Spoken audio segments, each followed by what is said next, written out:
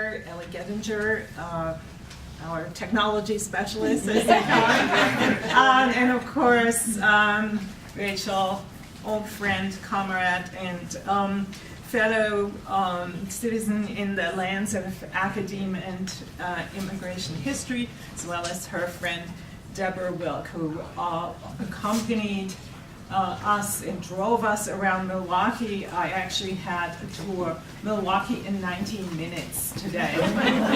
And there were, I think, very few things we didn't see. This is my second time in Milwaukee. The first time was about a dozen years ago. I was a guest of the Milwaukee Turners. And I was delighted. Couldn't wait to come back. Very happy to be back, even though it's a little chilly. Here, the warm welcome is it feels even better given the polar cone that's about to descend. But well, fellow Midwesterners, not really worth mentioning. I want to tell the story, not so much today of what might have been, but the story of what was. For tens of thousands of German-speaking Jews and refugees from Nazi-dominated Europe. This is a field that I first entered in the 1970s, a field of research, as a Fulbright student, an international student from Germany. When I studied at the University of Massachusetts under my much admired, esteemed teacher, David Wyman, who wrote a book called Paper Walls, America and the Refugee Crisis. Professor Wyman steered me in the direction of doing research on German Jewish refugees. He did not read German. I was able to help him out there, but I have since left that field of research for the most part, but always retained an interest. In 2001, my husband and I published a small volume on a group of memoirs collected by Harvard University in 1941 called My Life in Germany Before and After January 30th, 1933. These are memoirs written by people who lived in Germany before and after 1933, but by 1941 had left. I will leave a copy of this book with the Milwaukee Jewish Museum, and hope you will be able to consult it should you feel the need to do so. I want to start with a short introduction on the situation of Central European Jews in the mid-1930s, with some reference to the Jews of Czechoslovakia. Here's our couple, Hedy and Stronat and Paul Stronat, in the late 1930s, maybe mid-1930s, I'm not sure. Traditionally, Czechoslovakia was divided up, or its populations, into three regional areas: Bohemia, Moravia, and Slovakia.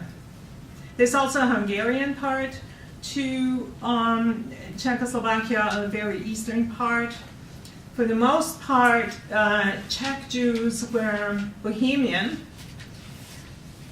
Also, significant minorities in Slovakia and Moravia. Bohemians are the largest, were the largest group in the 1920s and 30s, and the most urban. This is a group that Stronats belonged to. Overall, Jews were not a large part of the Czech population. About 2% of 8.7 million Czechs counted in 1921 identified as Jews. 2%. That's about the same as in the German population. This is not a growing population. 76,000 of these overall 180,000 Jews, 76,000 lived in Bohemia, part of Czechoslovakia called Bohemia, in 1930. There are different figures. 76,000 means these are people who self-identify as Jews. Not all Jews self-identified as Jews. Some were converted or felt this was a religious identity that didn't fit them. Slovakian Jews and Jews on easternmost part of Czechoslovakia were less urban than Bohemian Jews. They lived in small towns and rural areas and spoke Yiddish. They resembled the Eastern European Jews of Poland, the Austro-Hungarian Empire, Russia, the Shtetl Jews. Here is a map of Czechoslovakia, an old map, with the main areas of Jewish settlement cities. Bohemia, Moravia, Slovakia, and here's the very eastern part, which is was then ceded to Hungary, and this is where more rural Yiddish-speaking Jews lived. Actually, quite a lot in the eastern part, 100,000. Prague is the center of Bohemian Jewry.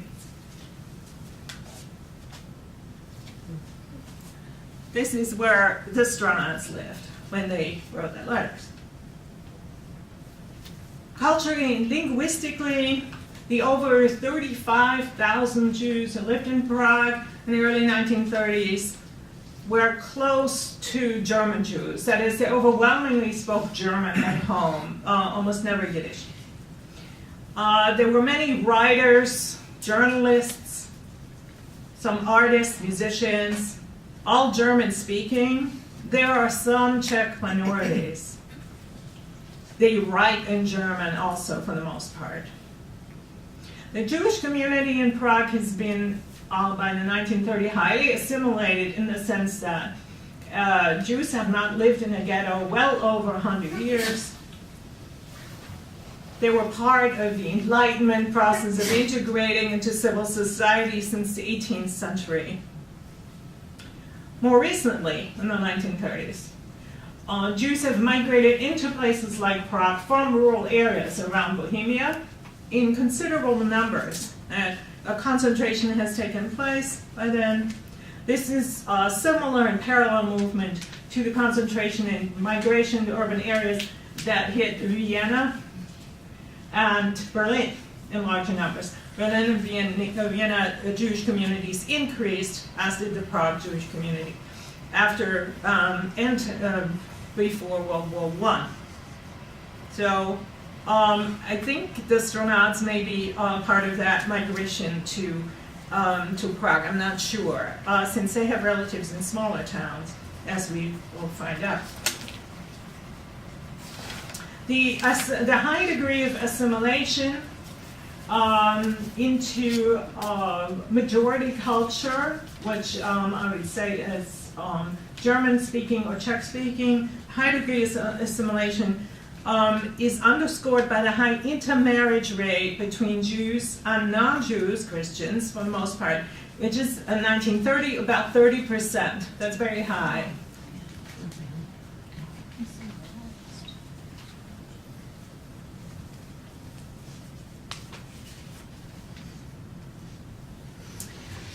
I'm going to illustrate my talk now with quotes from the letter written by Paul Stronat to his American relatives, which you can is it in the exhibition? Mm-hmm. Yes, it is. Quotes on the left from that letter and illustrations on the right, but what I say will quite repeat this. This is illustrating what I'm saying. The rumblings of fascist Europe are at the doorstep of the new Czech Republic. The Czech Republic is a recent creation that dates from 1918. A democratic and nationalist place. There's a right-wing political faction within the country that is present and includes anti-Semites, political movements that also articulate themselves in Hungary and, of course, most prominently in Germany and in Italy. The persecution of Jews under fascist regimes elsewhere, what I'm talking about is, of course, Germany, for the most part, makes Prague the refuge of Germans, German Jews, but also German socialists, starting in 1933. In other words, we have immigrants, many of them Jewish, about 5,000 being added to the Jewish community in Prague already there between 1933 and 1938. Then comes the Munich Agreements, which is what the quote is about from Paul Stronach, with Chamberlain, Daladier, Hitler, and Mussolini, whom you see on the table. September 30th, 1938, the agreement promises, as Chamberlain says, peace in our time. Yeah, that's good. I like that. Yeah, that's the reaction. It means that on October 1st, Germans march into the Sudetenland, as they call it, northern part of Bohemia, abutting Silesia and Saxony. And these are under the excuse that they are strong German ethnic minorities who demand to join their homeland, interpreted as meaning Hitler's Germany, means that these lands, these Czech lands, are lost to the Czech Republic. As Paul Stronach says, a catastrophe which has upset our whole life, which formerly ran so smoothly, that, especially that last sentence, which formerly ran so smoothly, stuck in my mind.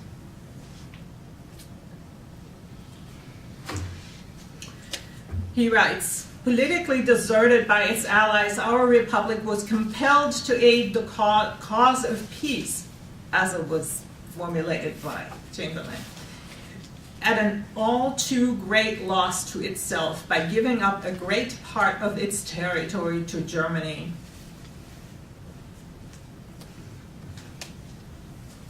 That's a ring here around Bohemia, right? The great part.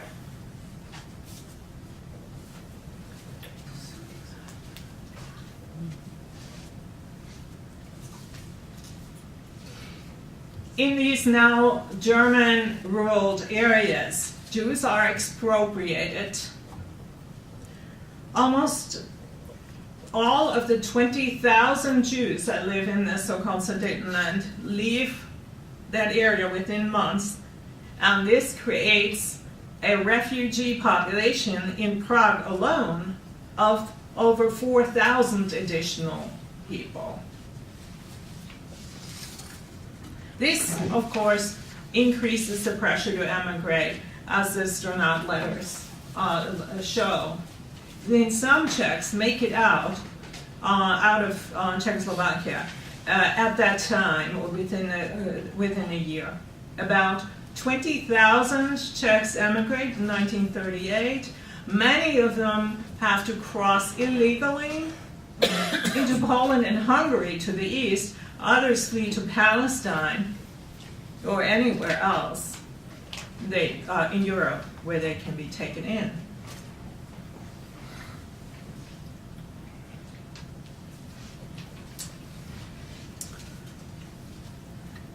Paul Stronach writes, my father's hometown, Aussig, I'm using the German word for the city which is in the letters, has fallen to Germany. Fortunately, my father and my sister Erna were able to get away before the town was occupied, but at the cost of leaving behind their entire house property. That's 3 houses. They are living with us here in Prague.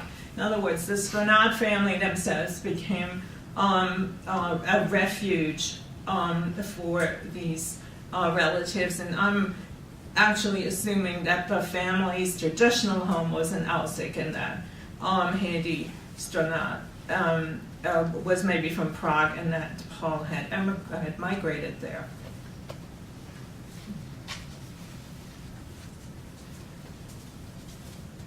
This is Aussig, the town that they're talking about. Okay, so that's the border, is not far from Dresden. today. This is all hour and a half by train to Dresden.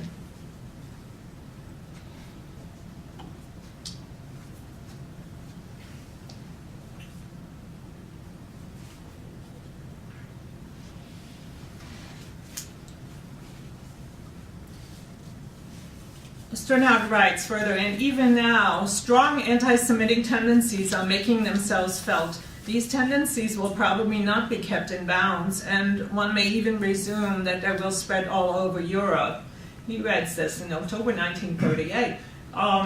It is very prescient. And this is not written from a perspective of somebody like a German Jew would have an experience, an unhappy and terrifying experience of 5 years under Nazi rule. This is after a few months.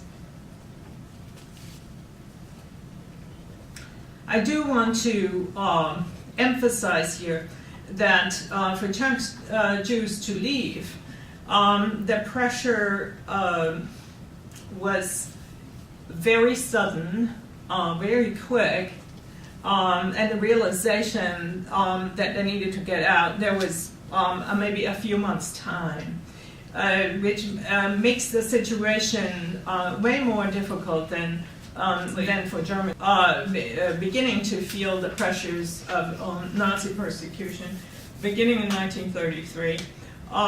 The pressure to emigrate increases, and people start making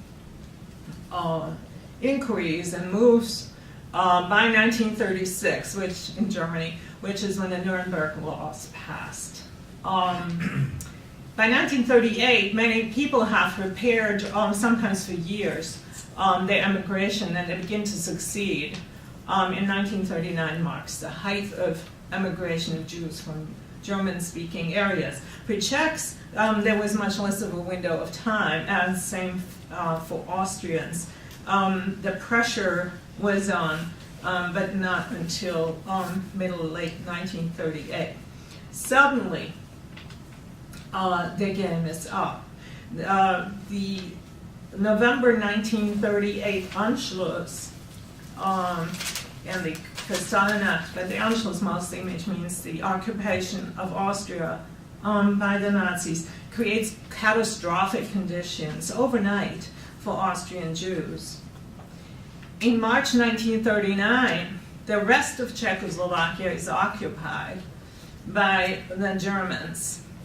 And the Carpathian Rus area, the very far eastern area, is ceded to Hungary also. Czechoslovakia is chopped into two. Czechoslovakia becomes a Reichsprotektorat, which is a de facto colony of the fascists, and it becomes very, very difficult to leave. Over 20,000 Czech Jews do succeed, nevertheless. August 1939 brings the Hitler-Stalin Pact, which makes it pretty much impossible to move and be safe in Russia, important safety area for leftists and communists. And September of 1939, of course, brings the Nazi conquest of Poland. Further safe havens fall away as the Nazis march into the Netherlands, Belgium, France, and then parts of Scandinavia in early 1940, first half 1940. In other words, there are no more safe havens or countries of refuge in continental Europe by the summer of 1940. What does that mean for immigrants? That is, for people wanting to leave. There are fewer destinations, and there are great variety of difficulties. From the most restrictive countries, which were the most restrictive countries? Switzerland, probably, right next, right in between everything. Most difficult country to gain refuge to or to get permission to stay. Russia, also difficult. The most liberal Do you know? The easiest place to go, easiest not to get into, but you had refuge if you got there. Shanghai. Shanghai. It was also not that difficult to get into places that were actually sort of dangerous. Shanghai was dangerous. Japanese occupied China. Was a war zone. Japan and Turkey were allies of fascist Europe, of the Nazis, diplomatic allies, yet they gave refuge to Jews. But there was always a dark shadow hanging over them. South American countries and Central American countries were less difficult to get into than, say, England, Scandinavia, or the United States or Canada. It's a sort of interesting question to ask why that was. Why was it easier to get into Bolivia than to Canada? Strangely, but in the system of the time, understandably, those countries wanted to make their populations more white. And Central European Jews were counted as white compared to, say, people from Sicily. And so it was easy to get a visa there. Yeah.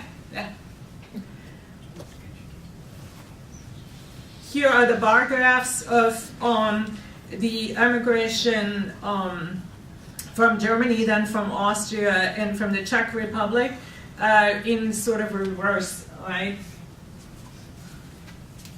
33 to 41, it's a little strange, it should be the other way. With Czechs only, here the yellow ones, only for 2 years, because after that, they were under German domination and not counted separately, right? The same for Austrians, okay? And the height of the migration for all three groups was 38, 39. Diminishing much in 40, almost impossible, 41. You see a pretty steady trickle from Germany, blue bar, early. So that adds to more. This is a map which isn't so well reproduced here, but I find it useful as a graphic because, at least to me, that sticks in the head. Even though I'm a professor, I can still remember the picture better than the text. So first, this is 33 to 38, so it's not quite the same as the other. And it includes the 5,000 went to Czechoslovakia, okay? So that's one thing.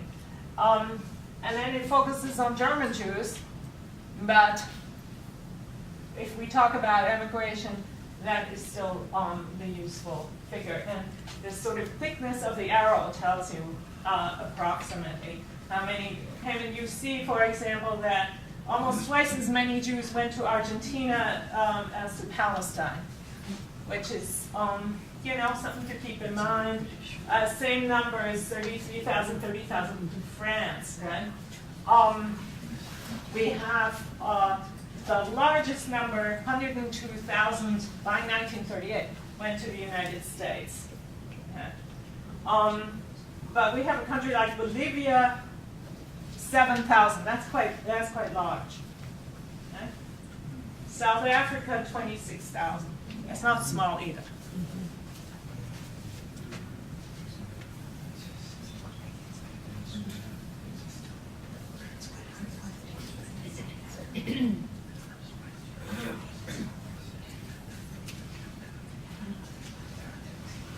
I'm going to leave the map on for a little bit longer, but talk about America, the United States, as a destination. A word about it, American immigration policy in the 1930s. There's an official policy, and then there's the actual policy. And isn't it always that way? There's the stuff you can look up, you can inform yourself in advance, the stuff that's written down, and then there's the stuff that really happens on the ground that the migrant himself has to experience and negotiate. And much of that is not written down, you have to guess it. Or as Paul Sternat said, as my acquaintances tell me. Here, I have heard from an acquaintance that to obtain a permit to enter the United States, one must have a so-called affidavit from an American citizen. I have heard from an acquaintance, I'm sure he's really well informed, for one thing. I'm sure he tried, and it is accurate. And so-called affidavit.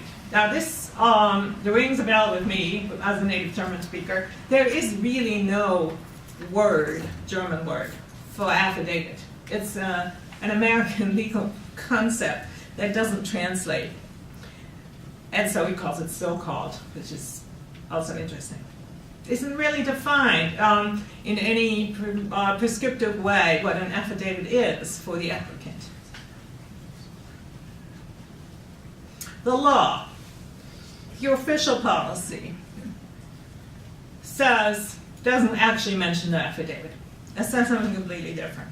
It says that an immigrant in 1930, 1936, and 1940 can only come with an assigned spot on the nationality quota list.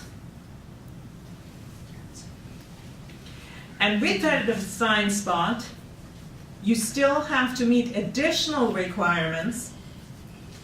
If there is more demand for a visa spot than there are spots, so there are more applicants than visa spots. And that was almost always the case. There were way more applicants for the nationality quotas. I will mention in a second how large the quotas were. How to determine who got priority when that quota spot was assigned. You understand what a quota spot is? Mm-hmm. Okay. Also, this was before computers, right? So the consulate in Stuttgart gets so many spots, and consulate in Marseille gets so many, and then your whole, it's not all full next week because, yeah. So it's a guessing game, and they telegraph each other, but it's an imperfect system. U.S. consulates are the first serious rocks on where many hopes foundered, unrealized hopes. 3 serious hurdles existed prior to getting the visa. The first one was that the applicant had to document his, her, or their personal financial status in a comprehensive way. That is, the applicant in the country of origin. This meant not just birth certificates. They're actually difficult to come by if you, say, in an occupied territory, or you have fled because the Nazis have occupied, and then you stay with your relatives and then you go some other place.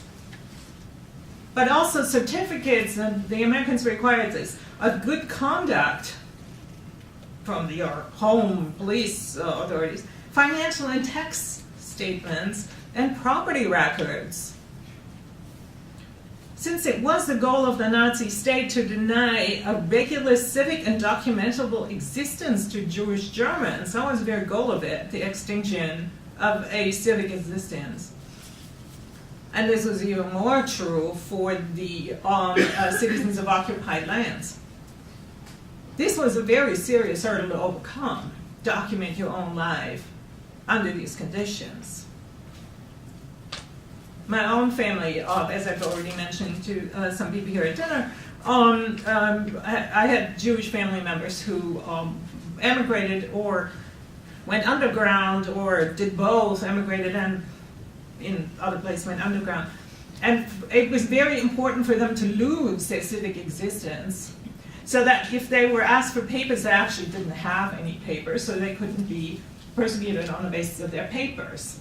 And at the same time, if you didn't have papers, you also get persecuted for being illegally wherever you were. So they adopted various tactics of having some papers but not others, or fake papers. You had to construct a whole alternative identity. My grandmother, who was Jewish and lived in Germany throughout the Nazi era and in a semi-shadowy existence, carried identity documents with her at all times, as Germans had to. But my mother told me she carried her driver's license, because the driver's license didn't have the identifying J for Jewish on them, so few women had driver's licenses.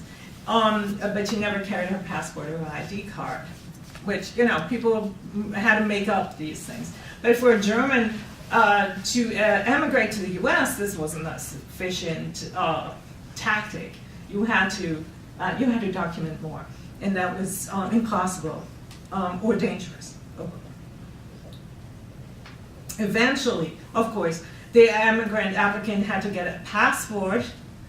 You may remember this, but certainly my generation of Europeans doesn't. That to get a passport was considered a privilege. You had to pay for it, and then the state had to grant you the passport. A problem in some cases. Without these documents, the next hurdle, the quota spot, and then an interview with the consul could not be secured. The German quota, actually, 51,000 a year. 51,000 a year was ample. It's actually quite large, second largest quota. But the Czech quota was only 3,000. The Polish quota was 6,000. The Austrian quota was only 500. Unbelievable. These were serious problems. Since refugees needed to get the quota spot first and then hope to get preference within that. Only young children of U.S. citizens, spouses of U.S. citizens were exempt from the quota altogether. Special spots were also reserved for those with the highest academic qualifications and those with a powerful sponsor, some powerful supporter. Okay, so those people had a chance, but those are very, very few. The last hurdle, and this is only, I'm already given you a long list. And the last hurdle was the most serious, actually. That was to actually convince the U.S. consul to give you the spot and acknowledge the seriousness of your case and the veracity of your documentation. The most financially secure and employable immigrants, starting in 1932, because of the Depression in the United States. In other words, consulates were explicitly directed that even if applicants fulfilled all the requirements, they still shouldn't be getting visas because it was so unlikely that would ever be able to support themselves. It is this question that the Stronach family tried to address by having Haiti Stronach's qualifications documented through these patterns. The legal angle for this direction was the so-called, and I'm mentioning it here because we'll be talking, or you'll be talking about contemporary immigration today, was a stringent application of the so-called LPC clause.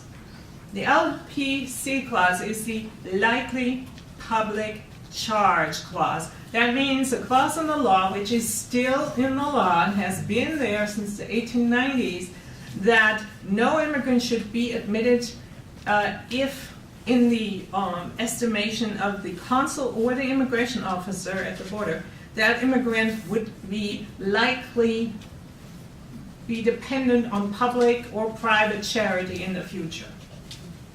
During the 1930s, the likelihood of a person needing public support was actually pretty high in the American average, right? It was a poor country. The likelihood of Central European Jewish refugees of needing public support in a financial, substantial way was actually not very high.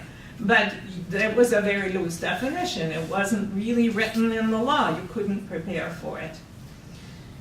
So this meant that the application of this law is very stringent until 1938, and that explains the rise of the bar and the rise of immigration. 38 and 39, when Roosevelt called the State Department to let in more people, but it left a whole lot of people out. Individual consuls could also use their judgment, and they did. My former teacher, David Myron, for example, documented that some consulates in places of secondary refuge, like Switzerland, Lisbon in Portugal, Antwerp, and Stockholm, were extremely strict.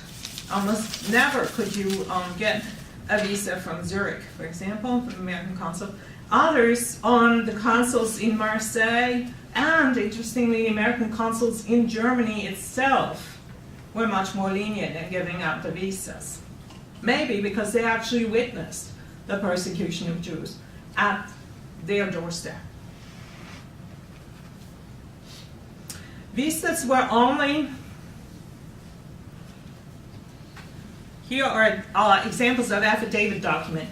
They're actually not that complicated, okay? The form itself is not standardized, and it's deceptively simple. This is all before electronic forms. The question is it accepted? Right? The form itself isn't so terrible. That's what the internet is great for. I used to do research on this, could never find a form. Now you Google, everybody and their uncle puts their relatives' affidavits there, which I don't understand for privacy reasons. I would never do such a thing. But there we go. Visas were only issued once, the actual visa. I want to show you the visa. It's a passport with a J. Of course, you see that, right? German passports look that way for a long time. And the visa, I don't know if you've ever seen an American visa today. I don't have one, but it's fabulous with, laminated in with, machine readable, super optic, 4-dimensional, this, that, and the other. It's very simple. I'm like, I can forge this. Don't quote me. But very easy, right? But to get that visa, that is so difficult. That is the most difficult document in the world. Life-saving, like nothing else.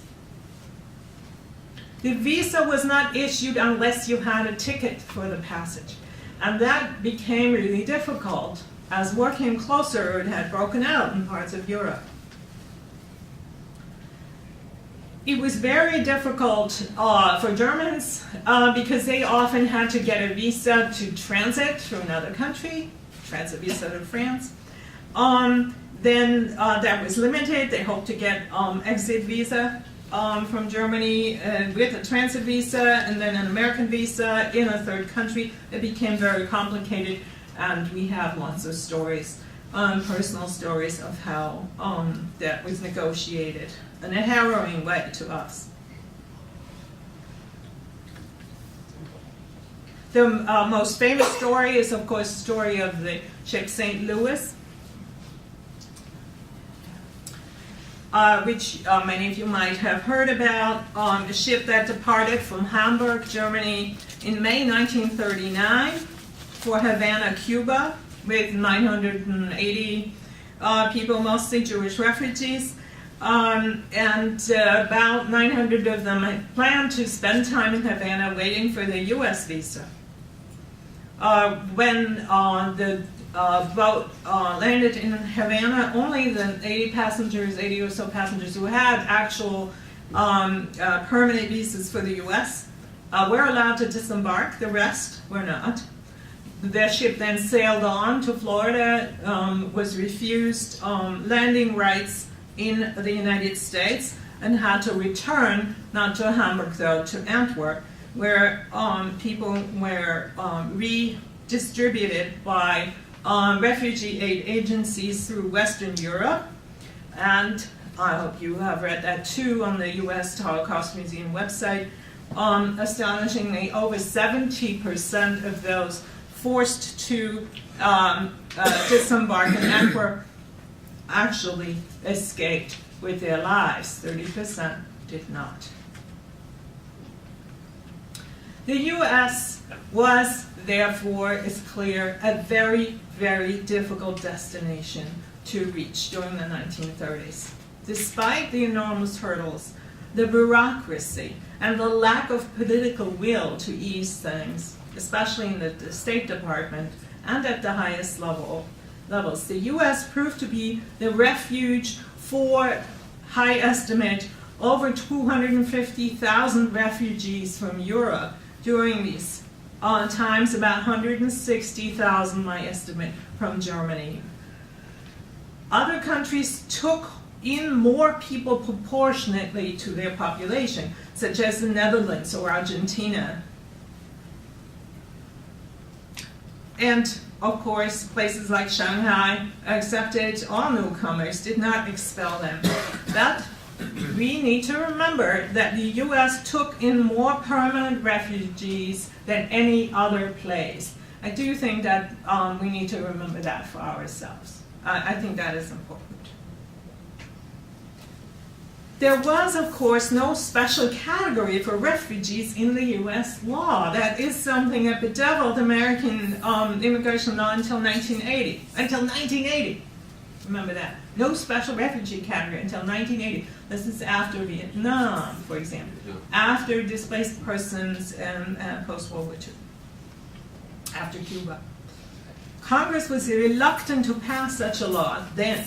Even debated hotly the placing of Jewish children with U.S. families, such as the parallel program, the Kindertransport in Britain. Anti-Semitism and isolationism played a strong role. Midwestern thing also. Yet, political refugees did get some expedited treatment, especially after 1938. I want to turn now to the actual community that settles here, that arrives, and what makes them a community. It's important to remember that despite stories such as St. Louis, if you got the visa and the ticket, the trip itself and the arrival were undramatic, actually, anticlimactic, really different from a 19th century migrant story. Except, of course, those who went through the war zones after 1940-41. There it was dramatic. Emigration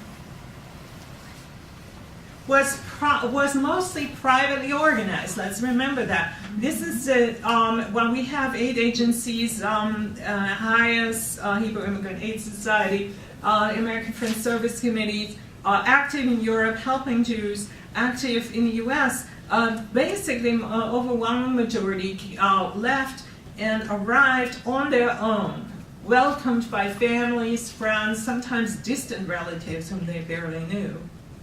But it wasn't it looks like a collective move, but it was very much an individual move as experienced by the people who went through it. Because of the decentralized nature of how the migration was organized by individuals and their families, the settlement was also not centralized, and there was no centralized distribution of immigrants until really after 1945. And also, for that reason, we don't really know who went where exactly, how many Central European refugees settled where in the United States. I don't know, maybe you do, the number of German-speaking refugees who came to Milwaukee between 1933 and 1946. I mean, maybe you do. But there isn't like a ready number. We have some idea that many, tens of thousands, well, maybe 40,000, 50,000 came to New York City and stayed there. That's the largest and best studied community Another group went to Southern California. Regardless of the numbers, certain characteristics applied to these immigrants and refugees that made them different from previous generations. They were a mix of ages, but by and large were not as young as immigrants traditionally had been. They had children. Sometimes the children had been sent ahead to England, for example, to Kindertransport, and came to rejoin their parents later. Generally, Central European Jewish families did not have many children. These were not large families. 2 children. Haiti and Palestine have no children, and that's not that rare. Religious affiliation was important, obviously. The majority of these Jews were Reform Jews. Minority were Orthodox. We would call them maybe more modern Orthodox Jews. Many were not practicing Jews. This is something to also remember.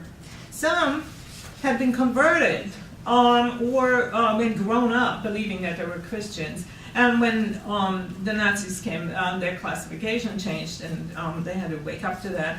Others were married to non-Jewish spouses, or were non-Jews married to Jewish spouses and had to flee with them. I'd say most universal identifier was language. They spoke not Yiddish, they spoke German as a rule. Gender, professions were other important identifier.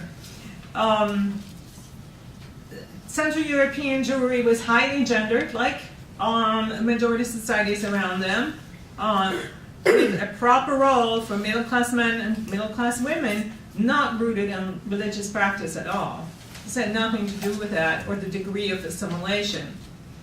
Women were very well educated. Jewish background women were very well educated at that time. It didn't mean they had academic degrees necessarily, but they had gone to school a long time. They were often multilingual. But the expectation was that they would stay at home and not work for a living once they married. This changed. Gender roles were upended radically. Men, regardless of their occupational background, almost regardless, often earned too little at the beginning to allow the women to stay home, and the women actually had a better chance in the labor market than the men. This is true for many professional groups, even today. Women worked as housekeepers, cooks, babysitters, sales ladies, you name it. They had been brought up to be proper middle-class housewives. But these jobs were open to them and they took them. Some women opened businesses. Their language skills, the English skills, were often better than the men.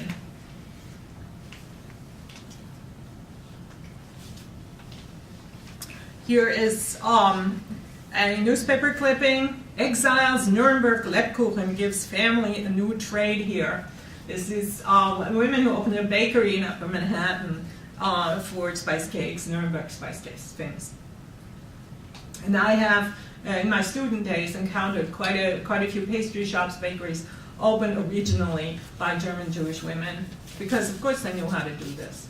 That motivated me to increase my baking skills at that time, because I was a graduate student and never knew where life would take me in the future. I certainly couldn't expect to definitely make a living as a historian, I might.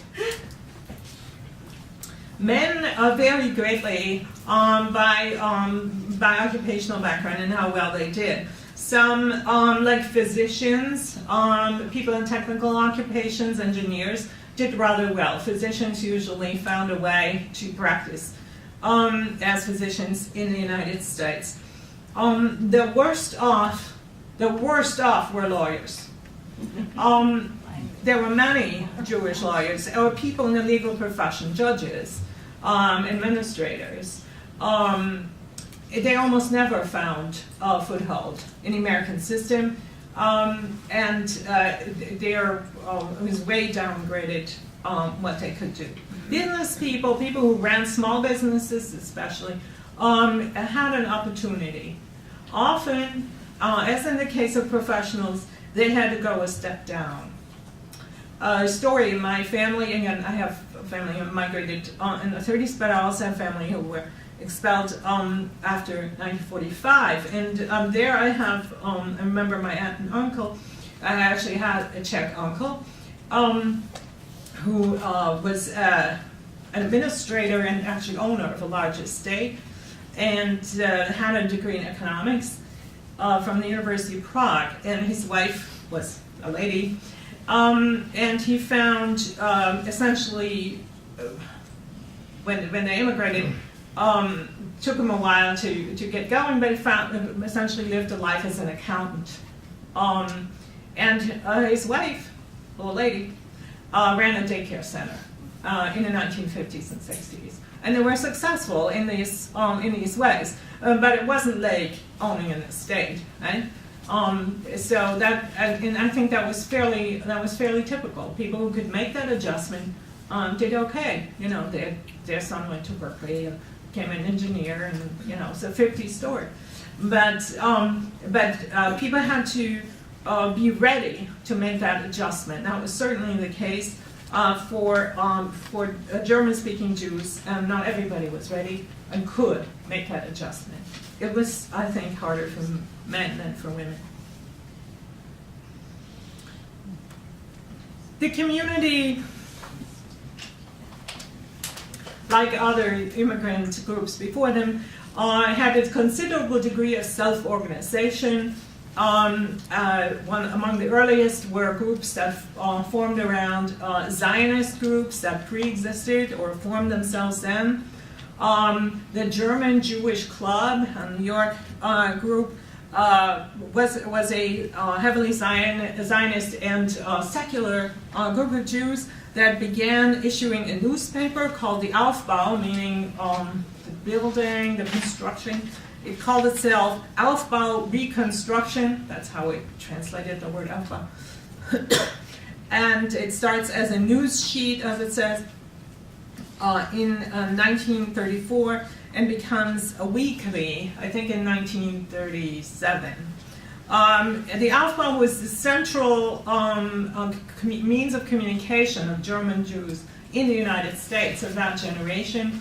Becomes a much-read newspaper, and lived, I think, until the 1990s, when it mostly was of interest for its obituaries.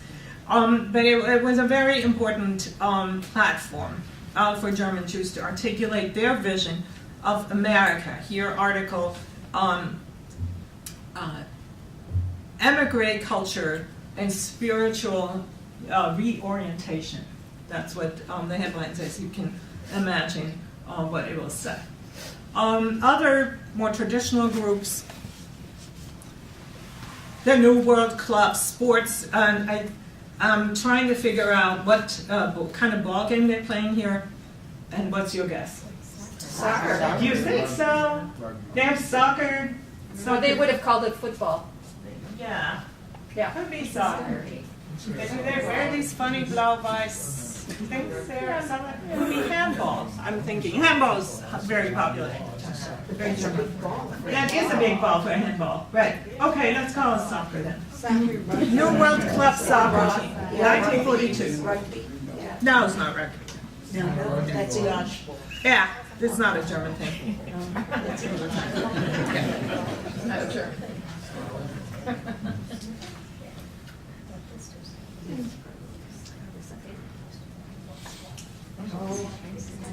You know that picture?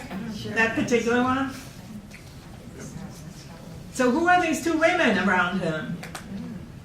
Mrs. Eisenstein? No. No. His secretary and his stepdaughter. Oh. Yeah. His stepdaughter, his secretary. Secretary followed him into exile, and she's a German too. German Jew.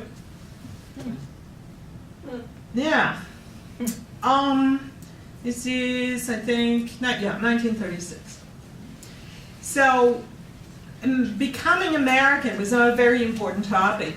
In the newspaper, clubs, in association life of German Jews, and certainly that meant learning to speak English properly, contributing to America. And since the arrival of the majority of German-speaking Jews coincided with the outbreak of World War II, this meant being on the right side, being on the patriotic American side of the military conflict. For young men, this meant, of course, volunteering, signing up for the U.S. Armed Forces. It also meant becoming a U.S. citizen as quickly as possible. The incentives were very strong. The incentives weren't just patriotism. The incentive was that you needed to register as an enemy alien, starting in 1940, under the Smith Act if you were German. The incentive was that some had lost being stripped of their German citizenship officially. Others, and of course the vast majority indeed, felt that they had no meaningful citizenship to give up. The Nazis had taken that away from them in any meaningful sense. So there was no road back or no dual anything. There are exceptions, as we know. The writer Bertolt Brecht, the philosopher Theodor Adorno, and others were ambivalent about German citizenship. Also, politicians, politically minded, felt they were exiles, needed to prepare for their return. But those were the minority. The majority were enthusiastic citizens. Everybody know how long it takes to qualify for U.S. citizenship? 7 years. Yeah, it's good. 5. Yeah, good. Class, excellent. Yeah. 5 years, and then it takes often a year to actually get it all done. If you marry a U.S. citizen, 3 years, and if you join the armed forces, at least beginning in 1941, that could be done in less than a year. Okay, so that was an incentive too. In other words, under the regular process, the majority of German Jews who come in the late years, 38 and 39, didn't actually qualify to become U.S. citizens until 1944 or so. Okay? So there's a delayed effect of that. I really haven't been able to fill you in with a million details. Just a sketch, really, on what the Stronats faced, would have faced, if their lives had turned out differently. The stories, every story is special, and I've heard that you have 500 oral histories of Milwaukee Jewish citizens preserved in your archives here. Every story is special. But we also need to step back and see the ordinariness of a lot of people's lives. That doesn't contradict, the ordinariness of people's faith doesn't contradict the specialness of their lives. And I think that that the exhibition put up upstairs brings it out absolutely beautifully, because the clothes are elegant, urban, fashionable clothes of their time. They're not the extraordinary manifestations of a genius. We don't need that. The ordinarily elegant, urbane woman of the 1930s speaks to us in a powerful way. We don't need to make it any more special than that. I want to leave you with that thought. Thank you. Beautiful.